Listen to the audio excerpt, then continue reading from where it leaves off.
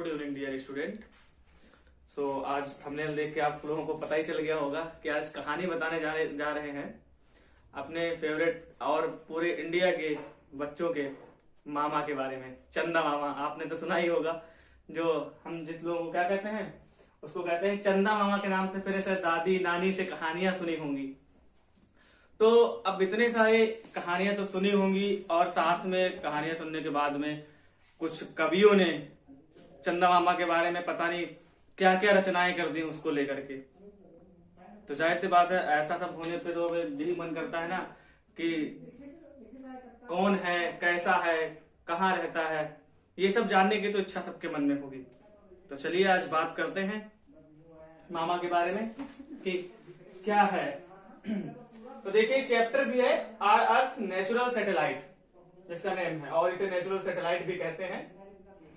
तो इस पूरे चैप्टर में जो टॉपिक हैं, जितने जो हमें कवर करने हैं वो कौन कौन से हैं। देखिए, व्हाई डज मून शाइन, ठीक है, कि मून चमकता क्यों है, ठीक है। फिर सरफेस ऑफ मून, मून की जो सरफेस है वो किस टाइप की है। फिर यहाँ पे देखिए आपको दिख रहा होगा फेज ऑफ मून, जो चांद सा मुखड़ा, जैसे कवियों लोग कहते हैं ना कि चांद से, सुना ही होगा।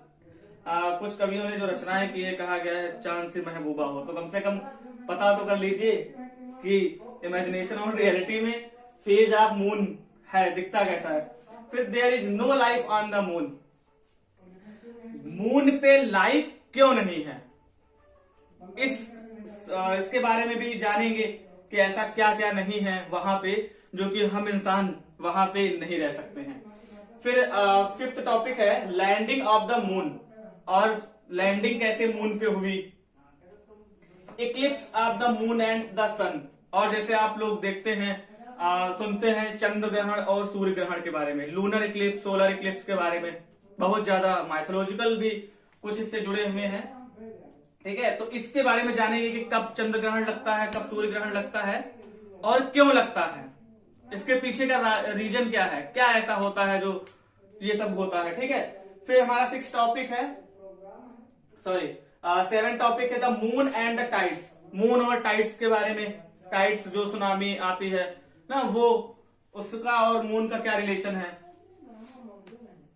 फिर अगला टॉपिक है आर्टिफिशियल सैटेलाइट, जिसकी बात की गई है इस चैप्टर का जो नेम है, और नेचुरल सैटेलाइट और जो आर्टिफिशियल सैटेलाइट है, इनमें क्या डिफरेंस है और एक क्यों हमारा नेचुरल सैटेलाइट कहा जाता है, ठीक है। फिर देखेंगे यूज ऑफ आर्टिफिशियल सैटेलाइट। अब सैटेलाइट के बारे में अगर जानेंगे तो ये भी जानेंगे कि इसका यूज क्या है, ठीक है। तो और लास्ट हमारा टॉपिक है स्पेस ट्रेवलर। स्पेस ट्रेवल ये क्या होता है। तो इन सब वीडियो के बारे में आज हम डिटेल से जानेंगे। तो आप लोग लगातार कंटिन्यूअसली देखिए, आज फुल डिटेल आप लोगों को हमारे रिलेटिव मून, मामा कहे जाने वाले सारी चीजें फुल डिटेल में बताएंगे। एक्शन। देखिए होता क्या है, जो earth goes around the sun, the moon goes around the earth. Means होता क्या है कि अर्थ जो है, हम लोग जैसा कि जानते हैं कि जो अर्थ है वो सन के चारों ओर चक्कर लगाती है, ठीक है, और जो मून है वो पृथ्वी के चारों ओर चक्कर लगाता है, ठीक है। देखिए हम आपको फिगर बना के समझा रहे हैं। जैसा कि आप अपना सोलर सिस्टम में जानते हैं कि जितने भी प्लेनेट हैं वो सभी सन के चारों ओर चक्कर लगाते हैं। तो सेम वैसे ही जो हम जिस ग्रह में रहते हैं, जिस प्लेनेट में रहते हैं, पृथ्वी अर्थ, वो सन के चारों ओर चक्कर लगाता है, ठीक है। तो यहाँ पे मैंने क्या बना दिया, ये देखिए सन है और ये ऑर्बिट, और यहाँ पे क्या हुआ, यहाँ पे ये है हमारा अर्थ। तो अर्थ यहाँ पे सन के चारों ओर चक्कर लगा रहा है, और जो मून है क्या है, मून गोज अराउंड द अर्थ। तो यहाँ पे ये इसका ऑर्बिट होता है, किसका, अर्थ का। ये हमारी क्या है, ये हमारी अर्थ है और ये हमारा मून है, वो सॉरी यहाँ पे ये हमारा सन है। तो देखिए सन के चारों ओर कौन, पृथ्वी चक्कर लगा रही है, और यहाँ पे जो पृथ्वी है उसके चारों ओर कौन चक्कर लगा रहा है, मून लगा रहा है, ठीक है।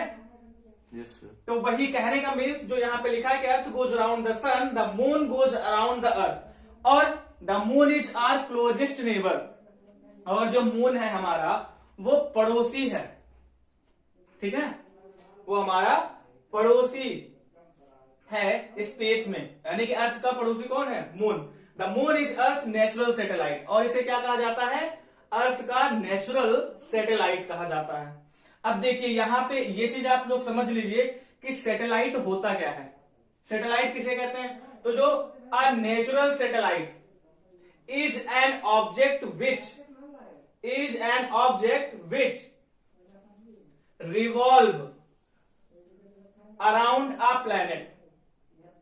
जो भी चीज है, जैसे कोई भी जो आर्टिफिशियल भी सैटेलाइट होते हैं, मून है, ये सैटेलाइट उसे कहेंगे जो अर्थ के ऑर्बिट में चक्कर लगाता है, यानी कि जो पृथ्वी के चारों ओर घूमेगा उसके ऑर्बिट में, उसे ही कहेंगे सैटेलाइट।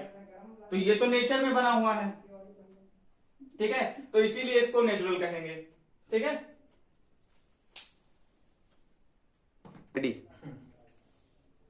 देखिए why does the moon shine. ठीक है, अब यहाँ पे क्वेश्चन है कि why does the moon shine, जो मून है वो इतना चमकता कैसे है? ठीक है, क्यों चमकता है, कैसे चमकता है? तो ये सारे क्वेश्चन कहीं ना कहीं सबके मन में होंगे। तो चलिए बात करते हैं। The full moon is the brightest heavenly body in the night sky.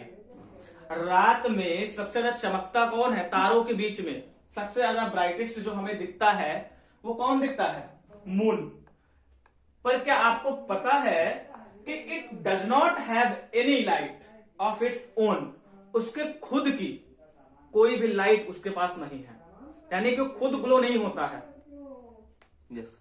ठीक है, क्योंकि वो एक प्लेनेट है और जितने भी प्लेनेट हैं वो खुद ग्लो नहीं करते हैं, उनके पास अपनी लाइट नहीं होती है। तो ऐसे ही जो हमारा मून है वो भी खुद की लाइट नहीं होती है, but shine because it reflect the light, the light of the sun that fall on it. होता क्या है, देखिए हम आपको बताएं, लाइट क्या है? जो सन की लाइट होती है वो रिफ्लेक्ट करती है, ठीक है, मून पे पड़ती है तो मून क्या ग्लो करता है। जैसे कोई भी चीज है, अगर आप पे जैसे लाइट पड़ रही है ना, अभी लाइट अगर हम सब बंद कर दी जाए, ठीक है, हमारे पास खुद की तो लाइट है नहीं, नो सर, ठीक है, हम तो नहीं चमकेंगे ना। लेकिन होता क्या है, जैसे सब कमरे अंधेरा कमरा कर दो और जो लाइट की फोकस है वो सीधे आके हम पे पड़े, सिर्फ कमरे में सीधे डायरेक्ट हमारे ऊपर, तो क्या लगेगा? उसके सामने हम ही खड़े हो जाए एकदम, तो अंधेरे में ये लगेगा ना कि हम ग्लो करते हैं। दूर से कोई देखेगा तो कहेगा लो भैया तुम तो चमक रहे हो। लेकिन ऐसा क्या है, हम थोड़ी ना चमक रहे हैं, वो तो लाइट है जो हम पे रिफ्लेक्ट कर रही है, इसलिए हम ग्लो। तो सेम यही चीज होता है। और एक चीज और है कि जो अर्थ से इतना ब्राइटेस्ट क्यों दिखता है? क्योंकि वो तो उसका पड़ोसी है ना। तो होता क्या है, वो रात के टाइम पे सन जो है, सन और अर्थ के बीच में आ जाता है कौन? मून। वो आके खड़ा हो जाता है लाइट को, मतलब वो इतनी दूर ऑब्जेक्ट होता है और दूर ऑब्जेक्ट के पास में वो सन तो उससे बड़ा है, पर वो दूर होने की वजह से मून उसको पूरा अपने पास घेर लेता है, उसके सामने आ जाता है। तो उसकी जितनी भी जो लाइट आ रही है रिफ्लेक्टेड वाली, वो उसी में पड़ती है और हमें क्या ग्लो दिखता है, चमकता हुआ। ठीक है, और फिर इसके बाद में सेकंड टॉपिक है आपका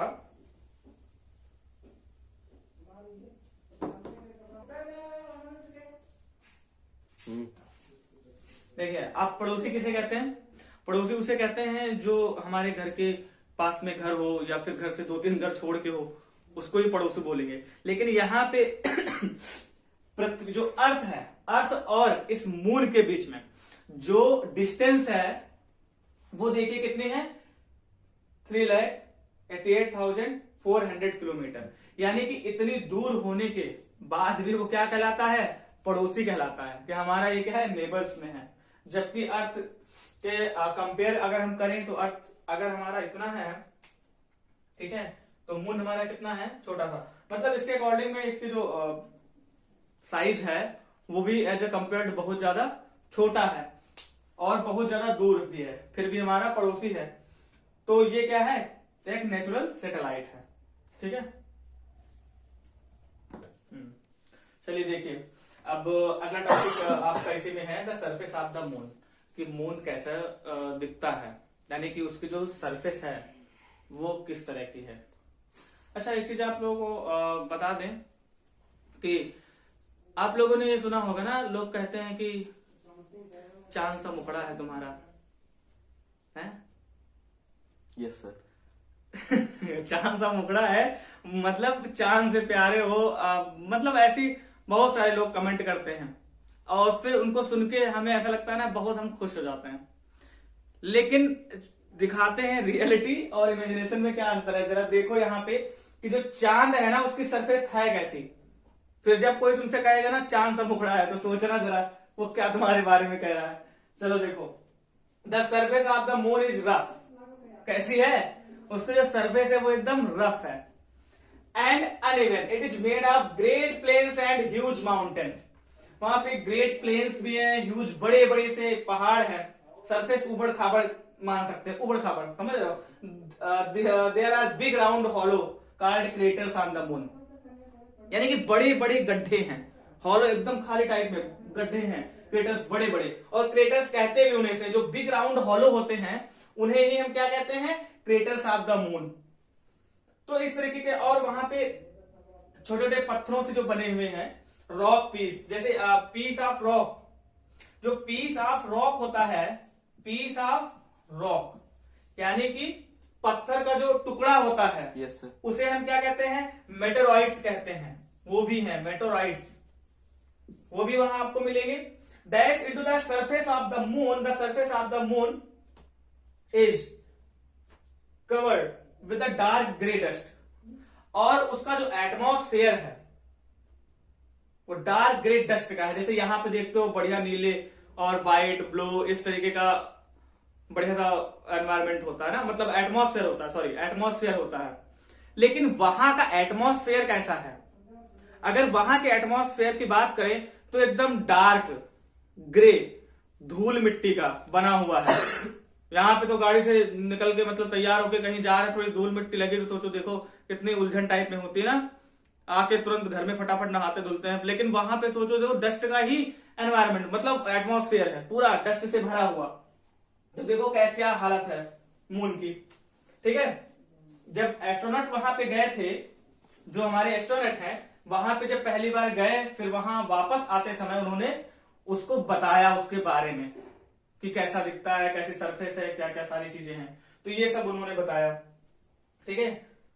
कि earth why astronaut tell us that surface of the moon is covered with dark grey dust. The moon is about 4,500 millions years ago. उन्होंने बताया कि जो मून है वो लगभग कितना 4,500 मिलियन साल पुराना है, तभी ये फॉर्म हुआ था। और एज अ कंपेयर्ड अगर हम अर्थ से करें तो लगभग इतने ही साल की पृथ्वी भी है। जो हमारा अर्थ है, अर्थ और मून दोनों की एज सेम है, ठीक। 4,500 मिलियन ईयर्स अगो, ठीक है। Same age of the earth, same age of the earth, ठीक है। जितनी इसकी है उतनी सेम अर्थ की है, दोनों एक साथ फॉर्म में, ऐसा कह सकते हैं, ठीक है। चलिए इसके बाद अगला टॉपिक है हमारा phase of the moon. Phase of the moon, different shape of the moon as visible from the earth are called its phase. देखिए पहले तो डेफिनेशन समझ लीजिए कि ये जो फेज होता है मून का वो क्या होता है। Different shape of the moon, जो शेप होते हैं उसके अलग अलग जो पार्ट होते हैं जो हमें दिखाई देते हैं, आर कॉल्ड इट्स फेज।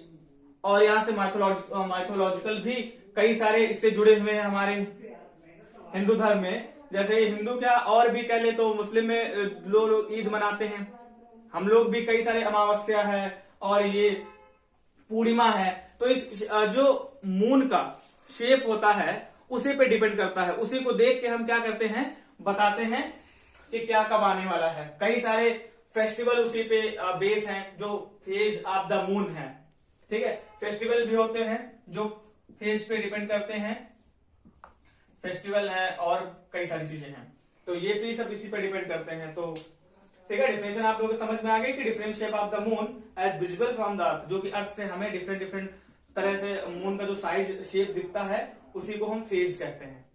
ठीक है, अब देखिए the shape during a particular phase depend on the lightened part. यहां पे देखिए लाइटेंड जो पार्ट होता है उसी पर उसका फेज जो होता है वो डिपेंड करता है, यानी कि हमें कितने पार्ट पे सन की जो लाइट है वो मून पे पड़ रही है। जैसे मान लीजिए ये सन है, सॉरी हाँ मून है। अब सन से जो आने वाली लाइट है, ठीक है, ये सन है, सन से लाइट आ रही है और इतने पार्ट में पड़ रही है। ठीक है, तो अर्थ से हम अगर देखेंगे तो हमें इतना ही तो पार्ट विजिबल हो रहा है। Yes sir. तो हम कहेंगे इतना, और इसके कई सारे आपके नेम भी होते हैं, जैसे कि फुल मून होगा, फिर फर्स्ट क्वार्टर होगा, फिर न्यू मून, फिर थर्ड, इस तरीके से कई सारे चेंज हर पूरे मंथ में चेंज होते रहते हैं। ठीक है, तो उनको हम क्या कहते हैं, फेज ऑफ मून। ठीक है, तो देखिए अभी हम बात करते हैं फेज की। फेज का जो नेम है उस पर भी थोड़ा बात कर लेते हैं। तो यहाँ पे देखिए फुल मून होता है, ठीक है, पहले फुल मून होगा, फिर बाद में आपका इसमें फुल मून कैसा होगा, इस तरीके से होगा। ठीक है, अब इसमें ज्यादा तो हम नहीं दिखा पाएंगे, आप इमेज में देख लीजिए साइड में। ठीक है, फिर यहाँ पे इतना पार्ट विजुअल हो जाएगा, फिर मान लीजिए आपका इतना धीरे धीरे बढ़ेगा, फिर धीरे धीरे, अरे ऐसा होता है धीरे धीरे बढ़ता है और धीरे धीरे घटता है। ठीक है, इस तरीके से होता है, आप इसमें फिगर में देख लीजिएगा। ठीक है, थर्ड क्वार्टर इस तरीके से बढ़ता रहता है और फिर बाद में घटता रहता है। तो ये डिपेंड किस पे करता है, लाइट एंड पार्ट पे। सन से आने वाली जो लाइट है, ठीक है, वो मून के कितने पार्ट पे पड़ रही है। ठीक है,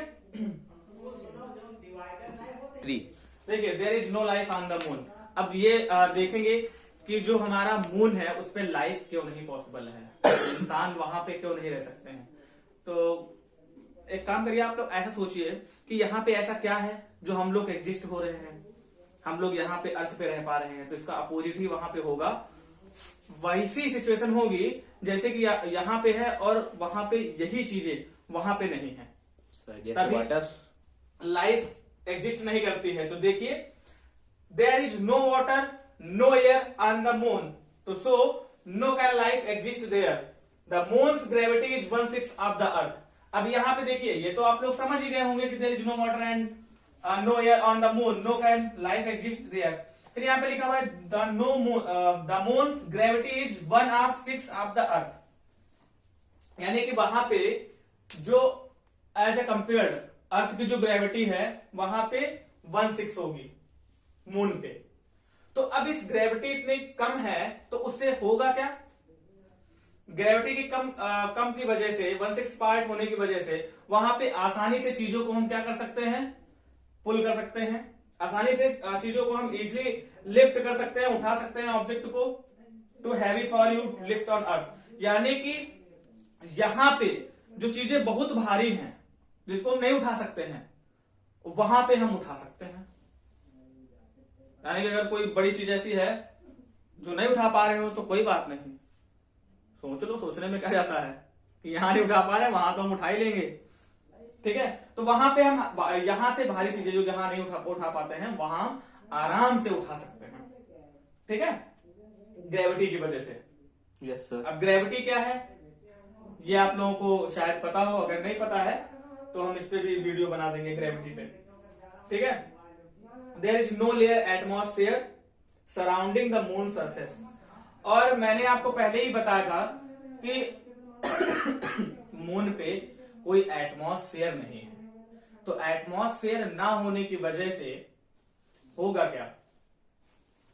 अब एटमॉस्फेयर का मतलब जो नहीं होता है, तो इससे जितने भी सन से आने वाली हानिकारक रेज हैं वो सीधे हम तक पहुंचेगी। ठीक है, तो हम लोग क्या होगा, हम लोग को बहुत ज्यादा प्रॉब्लम होगी, मतलब बहुत ज्यादा गर्मी लगेगी, मतलब ऐसे गर्मी लगेगी, साथ साथ में हम लोग इतने ज्यादा गर्म होगी कि हम लोग उसको झेल ही नहीं पाएंगे। क्योंकि अर्थ में क्या है, अर्थ में आप लोग देखते हैं इतनी सारी गैसों के बादल बने हुए हैं, गैसेस बहुत सारी हैं, उसके बादल बने हुए हैं, और वहां पे ओजोन लेयर है। जो कि ओजोन लेयर क्या होता है, ओजोन लेयर ये होती है जो कि हमें प्रोटेक्ट करती है, एक तरीके से पूरे अर्थ को कवर करके रखती है कि जो सन से आने वाली अल्ट्रावायलेट हार्मफुल जो रेज हैं उनसे बचाती है। एज अ बात करें तो छन्नी की तरह काम करती है, यानी कि जो हार्मफुल रेज है वो आने नहीं देती है। ठीक है, तो हम लोग आसानी से रह सकते हैं, मतलब इस तरीके का एनवायरनमेंट है।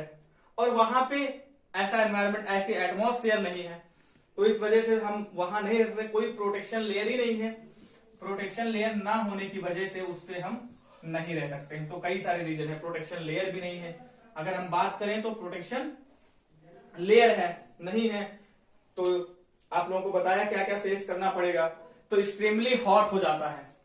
अगर बात करें तो वहां पे दिन के समय में मौसम जो है बहुत ही हॉट होता है। हम इंसानों की बस की बात नहीं जो उसको झेल ले। और वहीं पे अगर हम लोग रात की बात करें, and the side away from the is too cold to support life. और रात के समय में क्या होता है, जो बहुत ही टू कोल्ड और टू हॉट दोनों चीजें हैं। यानी कि अगर दिन के समय बात करें तो गर्मी और रात के समय बात करें तो ठंडी। तो देखिए इतनी सारी प्रॉब्लम है। तो it is absence of air, no sound can be heard on the moon. अब एयर की वजह से क्या हो सकता है, अगर मान लीजिए एयर नहीं है तो हम कुछ भी आपको कह रहे होंगे आप सुनेंगे नहीं। क्योंकि अगर हम यहाँ पे अर्थ में अगर हम कुछ बोल रहे हैं, जैसे हम बोल रहे हैं इस समय आप सुन पा रहे हैं, तो रीजन क्या है, एयर। क्योंकि जो फ्रीक्वेंसी है जो हम बोलते हैं, तो आप तक जो आवाज सुनाई देती है वो ये एयर में ही तो ये जाती है। अब अगर एयर नहीं होगी तो मून पे हम कुछ भी चिल्लाएं, बोले, गला फाड़े, लेकिन आप तक तो आवाज पहुंचेगी नहीं हमारी। तो ये भी रीजन है। ठीक है, कि आवाज नहीं सुनाई देगी। The sky is always black and there no cloud the hide the sun, it is lonely and the silent place. और वहां पे देखिए ना तो पेड़ पौधे, जानवर, नदियां, मतलब कुछ भी नहीं है। सुकून की जिंदगी चाहिए आपको, एकदम लोनली। अगर आप अकेला रहना पसंद करते तो चले जाइए, वहां पे आराम से रहिए, आपसे कोई नहीं बोलने वाला होगा, आप आराम से रहिए, आपको नो डिस्टर्बेंस।